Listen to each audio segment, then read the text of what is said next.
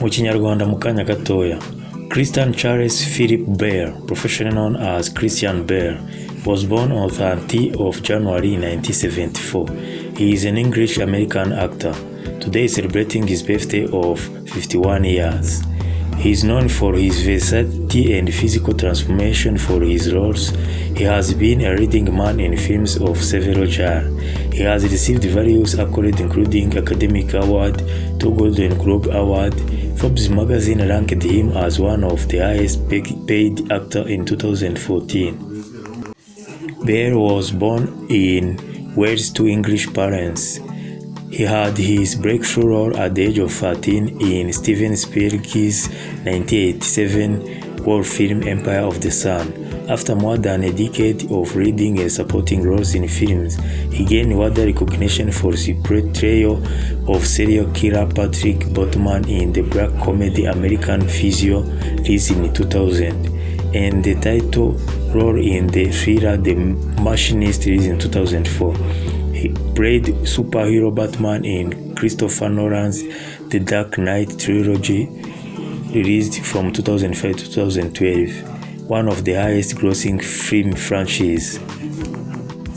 Outside his work as Batman, Bale had starring roles in a range of films including The Prestige, Terminator Salvation, Public Enemies, Exodus, God and Kings, The Fighter, American Hustler, The Big Shot, Vice, Ford vs Ferrari, Thor: Love and Thunder, and many others. He won Academy Award and Golden Globe Award. Further Academy Award nomination came for his work in Russell Black comedy American Hustler and Adam McKay's biography satire The Big Short, and Vice.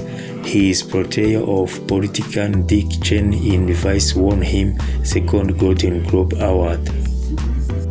Wishing happy birthday to Christian Bale. Thank you for your time. Thank you for watching. Don't forget to like and subscribe. If you have any suggestion, write into comment. Thank you. For information was posted by Wikipedia.